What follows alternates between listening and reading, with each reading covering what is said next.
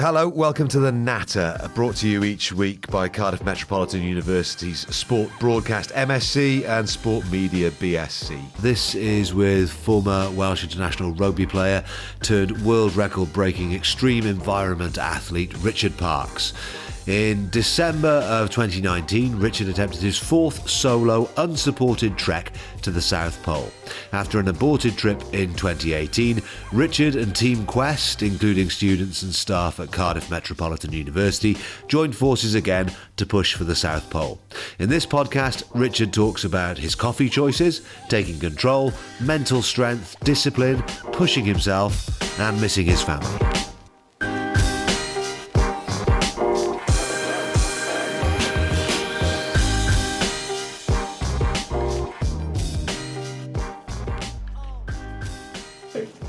What did you have for breakfast, Richard, this morning? The Americano down there. That was actually started with a flat white and then I went to Americano. Double coffee.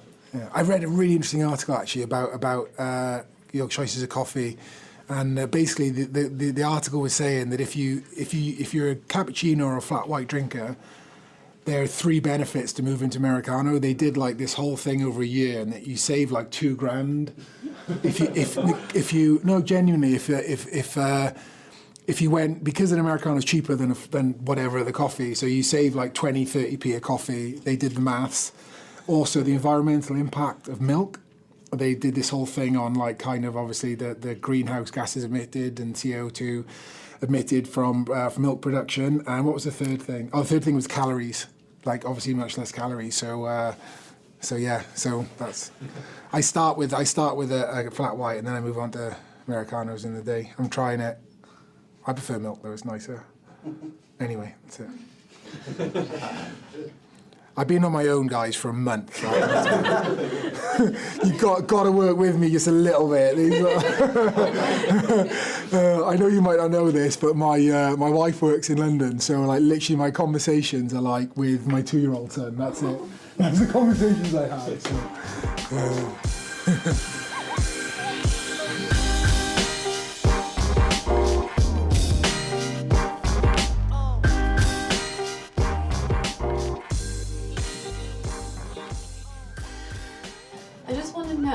What is your main drive in wanting to push yourself physically, mentally and emotionally?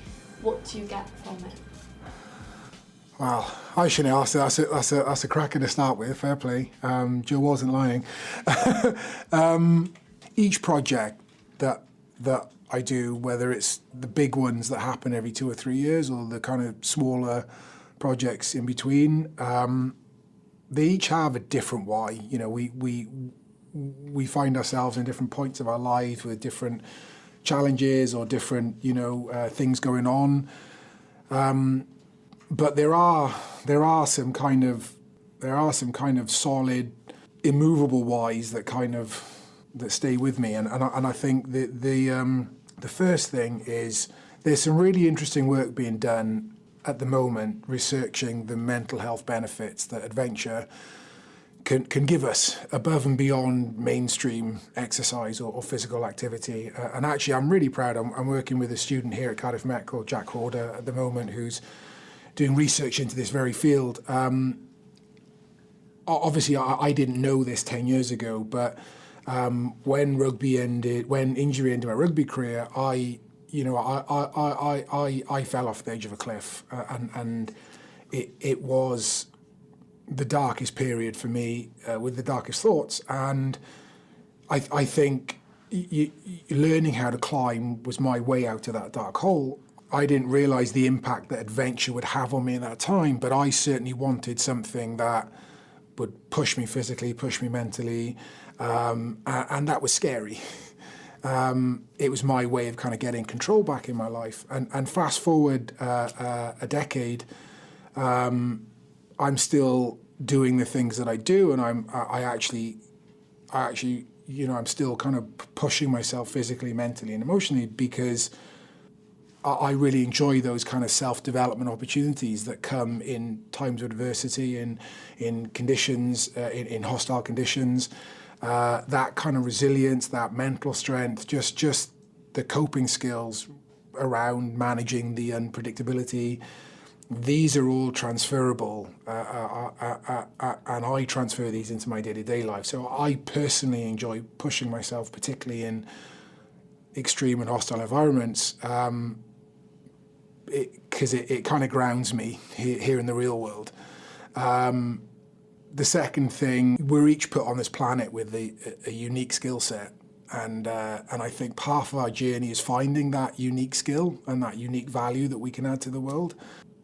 Bizarrely, mine is this. And actually, you know, once we do have the opportunity to go fast, once we do have the opportunity to work at the top of our game, I think, you know, we have a real responsibility to add value, to give back and to make the world a better place. And, you know, in a small way, relatively small way, you know, this is, you know, this is how I can leave the world a better place. And, you know, the projects I do are partly about the physical endeavour, but actually they're becoming more and more about this kind of societal footprint that they leave. And particularly Team Quest, I'm so proud of what we've done together here with the students at Cardiff Met, because it is groundbreaking and it is really freaking cool that, you know, students were not just part of it, but together we were right in it. You know, the students lived and breathed the highs, the lows, the failures, the setbacks, disappointments, and you know, the pressure. You know, whether it's the guys in food technology that were tasked with making my food rations, if they didn't work, you know, that's my life on the line there, and that was real. And everyone's responded really well, and actually the students and the staff here have been a real inspiration to me. So I personally get a lot of growth from what I do, but equally I really enjoy, and it's really important to me that I'm able to kind of contribute.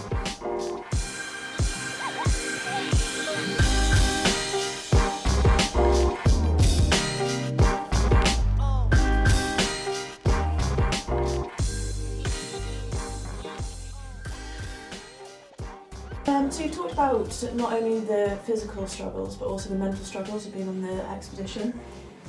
So what mental struggles did you actually face when you were out in Antarctica? My recent expedition in Antarctica was solo, unsupported and unassisted from the coast of Antarctica to the South Pole. And, you know, Antarctica is one of the world's most hostile environments. The unpredictability, the volatility and the extremes out there. But doing that solo on my own requires a unique and specialist set of skills and time and a team to develop those skills here in Wales. And the unsupported means that I was carrying everything I needed for that expedition. So there was no food resupplies, and, you know, should I break any equipment, there's no assistance with that. And the unassisted means that it's entirely through human power that I'm moving from the coast to the South Pole. So no kites, no motorised vehicles or anything. And you know, it's tough. The challenges of performing in Antarctica are one thing. You know, the coldest temperature I had on this expedition was -45 wind chill. It's entirely uphill. So from sea level or from the ice, the depth of the ice at sea level to just under 3,000 metres at the South Pole. The challenge of skiing into the katabatic winds that come off the polar plateau means basically you're skiing into a headwind the entire expedition. And being unsupported means I'm dragging a sled that weighs anything from, well, anything, my particular sled was around 65 kilos. That's one thing.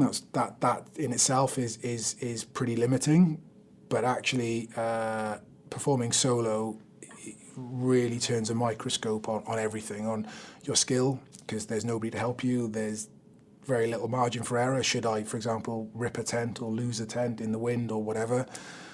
But that kind of performing solo really turns a microscope on your kind of internal dialogue as well. And I think staying motivated and disciplined throughout the expedition.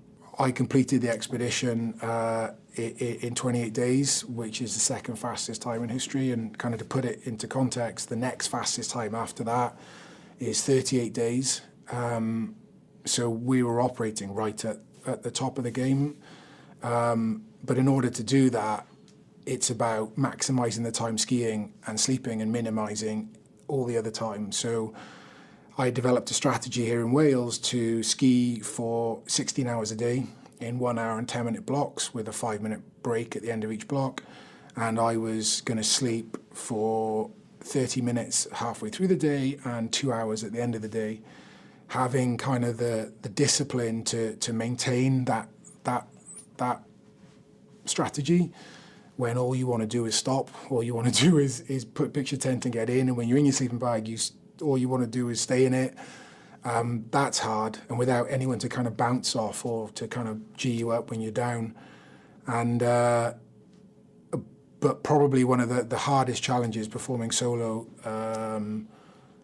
is managing that internal dialogue. You know, we all have an internal dialogue in our normal lives. That kind of voice, the bad voice, that kind of tells you to just press snooze on the alarm. You know, or do you know what? If just give up, just don't do that, stop doing that, or you're not good enough to do that, or you can't do that, or we all have that voice, and it's kind of one thing managing it here, and it can be really tough to manage it here in the normal world. But when you're out there and you're on your own, and it's minus 45, and the wind's literally burning your skin because it's so cold. I've still got some frost damage on my face. Like that voice becomes really loud, and the other voice can get quite quiet at times, and that is probably the hardest mental and emotional side to this particular type of expedition. Yeah, that's the hardest thing. So during the expedition, what bit did you find most mentally challenging? Like any project, there are highs and lows and periods of kind of trudgery and adrenaline. There was one particular phase of this expedition when I got hit with a particularly cruel and harsh kind of weather front that came in. And at this point, I had been ahead of the world record. At this point, I was on the world record pace, and I had skied about roughly 700 kilometres. I was about 20 days in. Physically, mentally, absolutely frazzled, but I was on it, and I got hit with pretty crap weather. The snow conditions deteriorated around that particular period of the route, and I knew that was expected, and I was in quite a heavy sastrugi zone, which is basically the shapes that are carved into the ice and snow that's deposited into the ice that creates these big kind of ice sculptures. They're called sastrugi.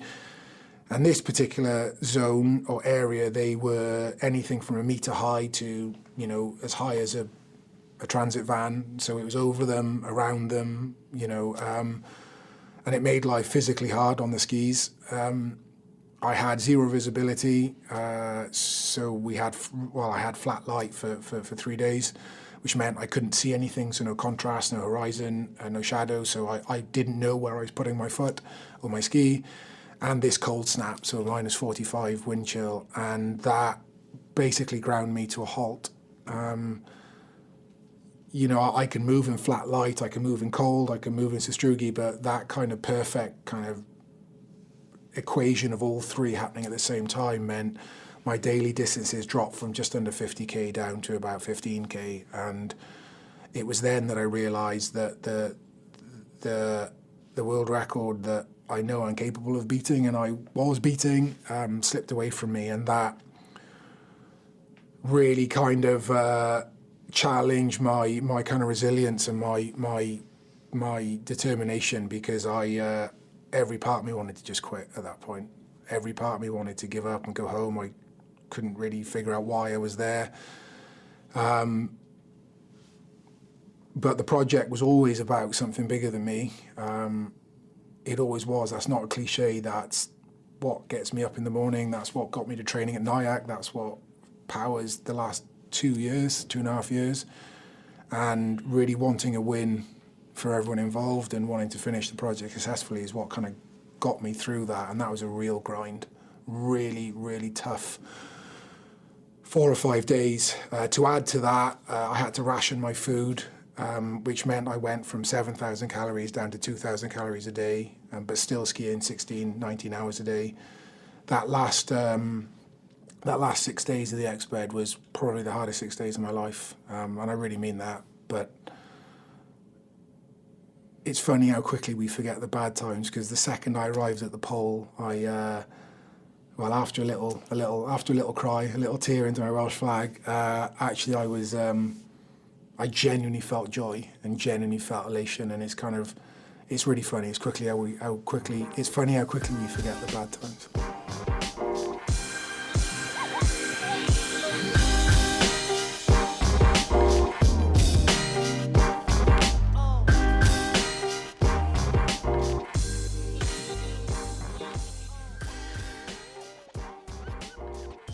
But what did you learn from working with different students and companies?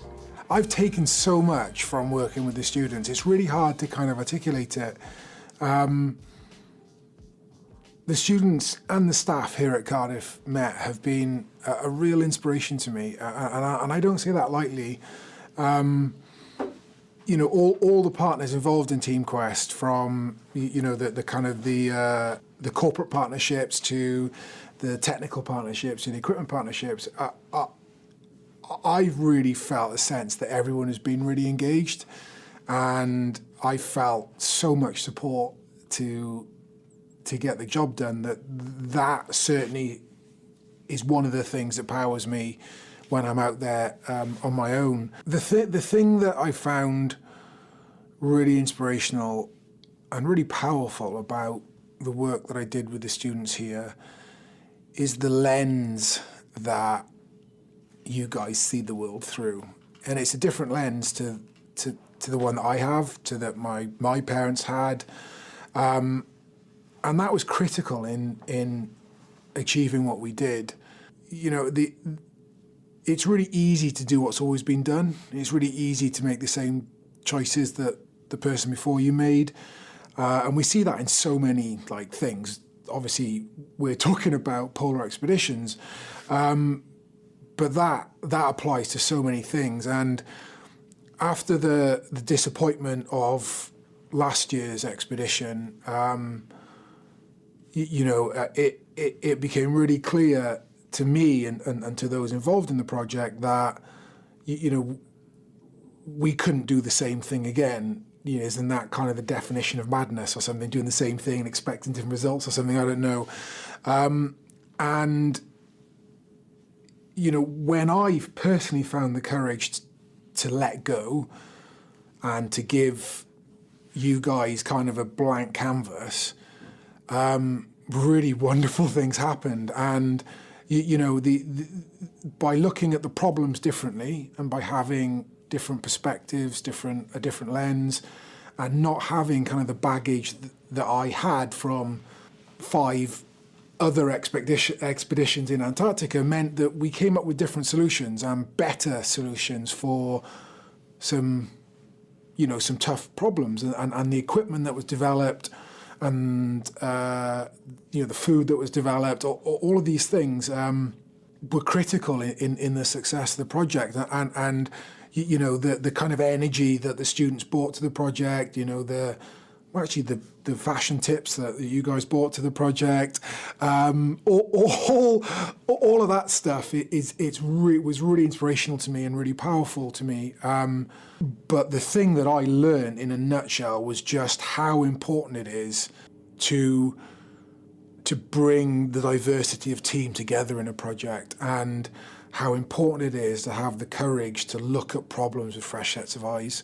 And it's difficult on your own because we all have our baggage and our experience and all of that stuff that's really powerful in some things.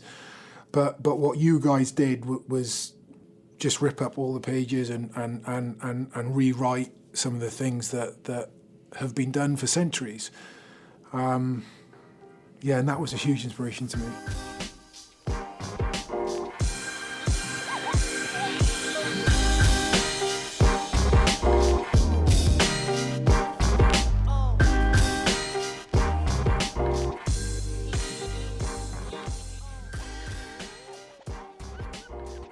What's the main thing you've learned about yourself? Wow, that's a tough one. The most difficult part of the journey for me, and this sounds cliched, but the most difficult part of the journey for me, what wasn't in Antarctica, that was brutal, and I can't ever downplay that. It's the toughest physical thing I've ever done and might well ever do. But the hardest part of this journey in Team Quest was finding the courage to let go. And, that comes from a really good place, because I am inherently kind of insecure. I over the years have kind of managed mild anxiety. I say mild, we all have our challenges, but for me, I get confidence through preparation, through meticulous attention to detail, maniacal at times, and that's underpinned my success and safety in everything that I've done. With that kind of mindset, obviously, a lot of that is about controlling, and that's a critical part of performing solo in Antarctica, because I have to know my equipment. I'm putting my life in my equipment, in my strategy. And it was terrifying for me, truly terrifying.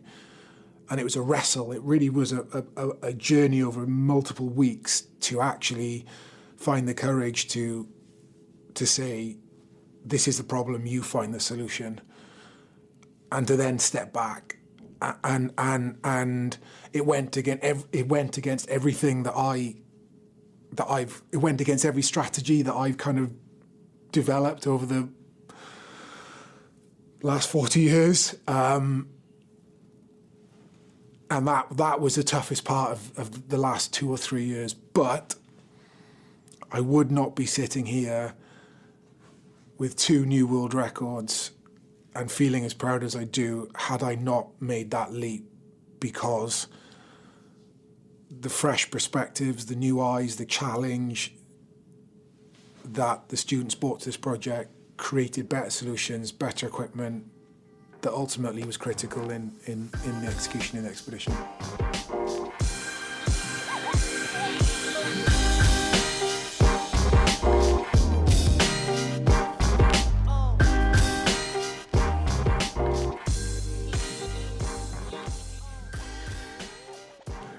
How did Cardiff Met help you with your food and dietary requirements? Students from across Cardiff Met Uni contributed to different parts of my expedition development and equipment. Students in the food tech department and the nutrition department were given the challenge and the task to design and manufacture my daily food rations. Now, this was mega. From Amundsen in 1910 to every expedition since, the biggest challenge in polar travel is that equation between how much food you carry and how much calories you burn. Obviously, the more food you carry, the heavier your sled, the more calories you burn. You add into that the challenge of trying to move quickly, faster than anyone else has ever done in history, and you're burning more calories, and the weight of your equipment is even more critical. This was my 4th solo expedition on the continent, my 6th expedition in total in Antarctica, and I had both a wealth of history and experience, but equally that comes with kind of baggage and a rigidity in how I was thinking. I developed a strategy with my performance director to move for longer. So I was skiing for 16 to 19 hours a day. And this was to de-risk the weather conditions. I couldn't guarantee on having great conditions to move quickly, but I knew I could move for longer.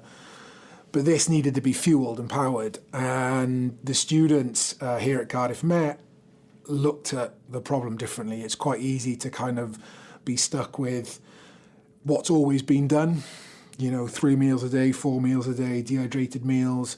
And actually, it's pretty amazing, regardless of developments in technology and equipment and skis and clothing, like food rations is still really archaically and conservatively thought of in this community.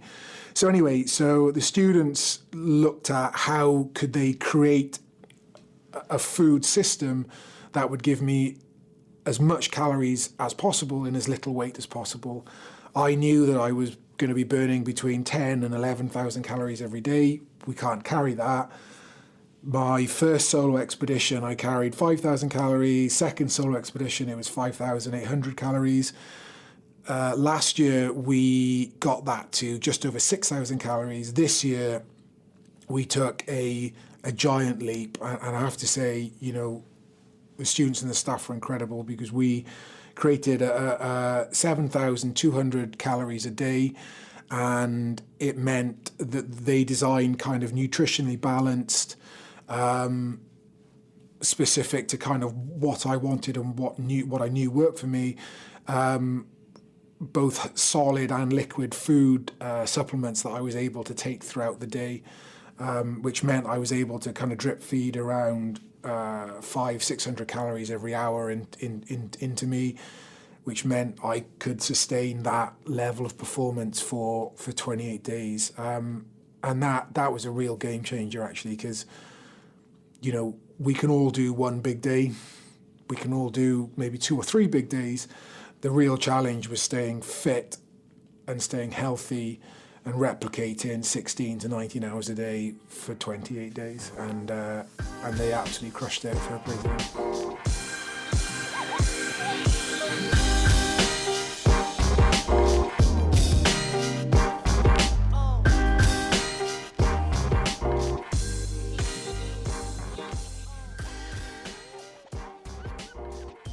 And then following on from that, you obviously had to ration your food throughout your expedition, but how did your body and mental state deal with the effects of food and sleep deprivation over the last week when your food was running low?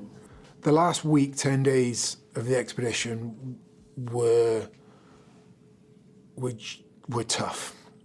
And it's really kind of hard to articulate, but the cumulative fatigue, the cumulative sleep deprivation, and the added kind of challenge that was posed when I had to ration my food supplies, meant I was hanging on by my fingernails. I had strategically planned to take 25 days of food. I knew that the margins were tight. I was confident to be able to complete the expedition in 25 days, given good weather conditions. But equally, the rations were designed in such a way, they were such big calorie days that I knew I could stretch the 25 to 27 days of food. The real challenge came, though, when that weather system came in and challenged me to have to stretch the food from 25 to 29 days. And that meant going from 7,200 calories a day to just over 2,000 calories a day, but actually having to increase my hours skiing from 16 to 19 hours in order to cover the distance. And it was horrific, like horrific. I physically was wrecked, and I don't know how else to say it. I lost 14 kilos of body weight throughout the expedition. I knew that I wasn't getting the nutrients in I needed to sustain that level. In some bizarre way, I can feel every day my kind of body eating itself. The hardest thing, though, was the mental challenge that came with that, because I had the food in my sled, but I knew I could only eat 2,000 calories a day, and when every single part of you is screaming, crying for anything, like an extra bar, extra half a bar, an extra cup of coffee, whatever it is, sugar, the hardest thing was staying disciplined in that. I'm still reflecting on it. I'm sure I'll have reflections for many months, many years. For me, it just came back to a really simple kind of emotion, and that's, I needed to get the job done. And I needed to finish with a win. I could have taken a food resupply, and I wrestled with that every minute of every hour of every day of that last week. I was carrying my Welsh flag, I was carrying my British flag, and I had my sponsors on the side of my sled, Cardiff Met, JLL, Sony, Hiscox.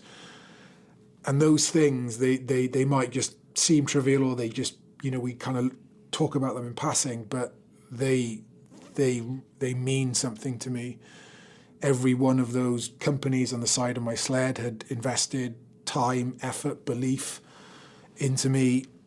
My family, my performance coach, and those flags meant something to me. And finishing the project in the way that I started, finishing with integrity, getting the job done, it was really that simple. And I still maybe don't quite know how I did it, but I managed to dig in and get to the pole. And I tell you what, that first can of Coke felt freaking amazing. And basically, I've been eating non-stop since. I literally haven't stopped eating in the last 3.5 weeks since I got to the pole.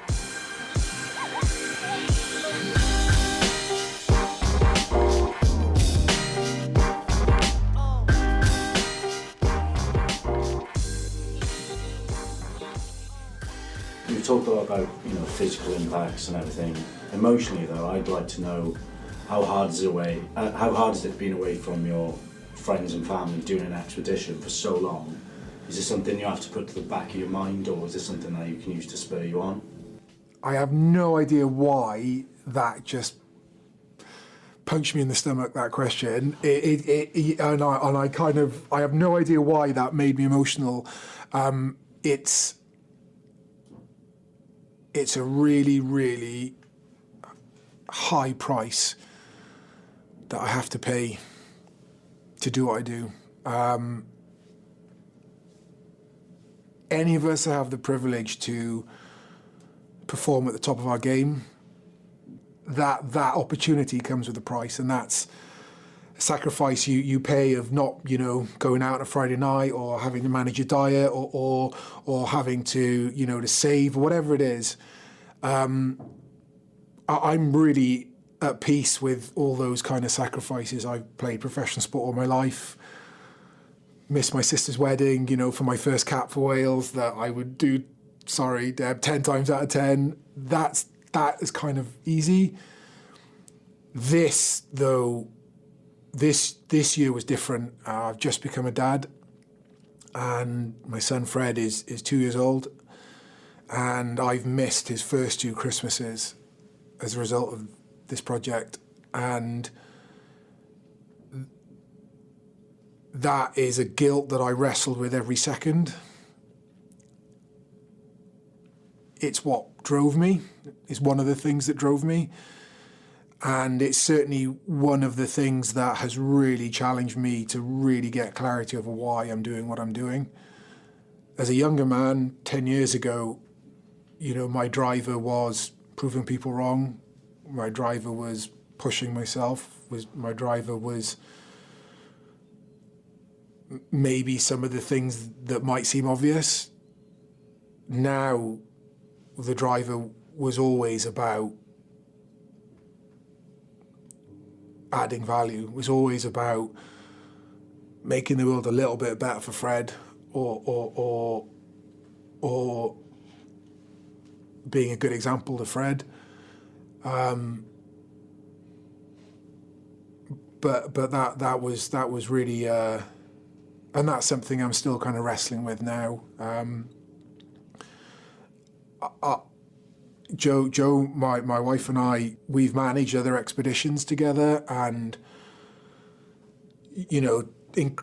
developments in technology mean that I've got better phone signal in Antarctica than I do in my parents' kitchen in Newport. It was crazy, but actually, I don't often share this with people. But one of the decisions that we made this time round was to not talk to each other.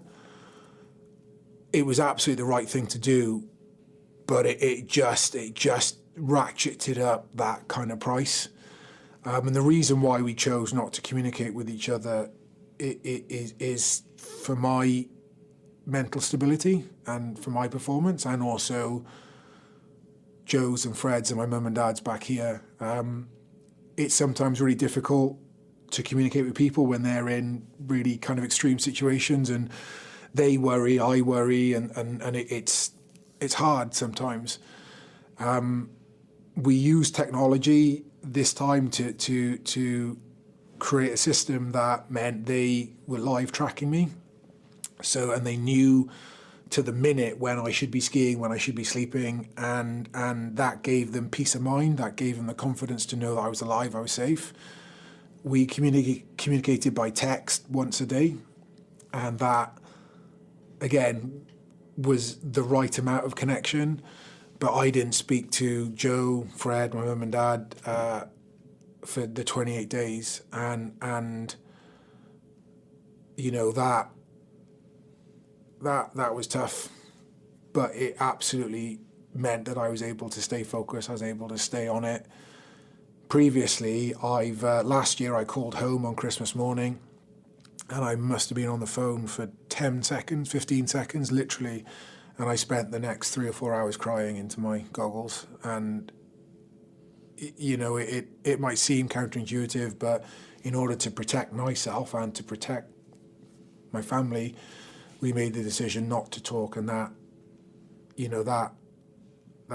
was tough. It was really tough. But all of these pieces of the puzzle, and I don't often talk about them publicly, they're just a price you pay, and I use that phrase quite consciously, because whatever we do in life, well, nothing comes free in life, right? Whether it's hard work, whether it's time away from family, whether it's whatever choices we make to be the best that we can be at we do, comes with a price. And if you pay that with your eyes wide open and with an open heart, 9 times out of 10 it'll work out. And for me, it just meant that I was motivated to get the job done successfully, to make it worthwhile. It would have been tough to have had all that time away from my family and then actually to come home with nothing.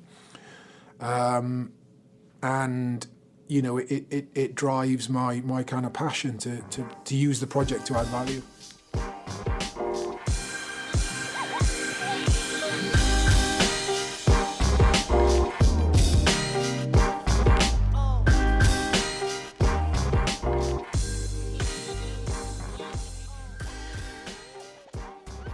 Just want to ask, what's next for you after conquering Antarctica twice? Anywhere else around the world? Any deserts, mountains, seas?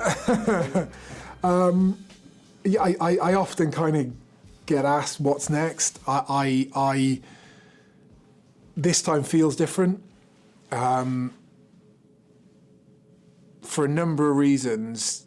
I feel at peace, and I genuinely have a sense of joy. And I'm incredibly proud of what we've achieved over the last few years, and certainly, more recently in Antarctica through Team Quest. I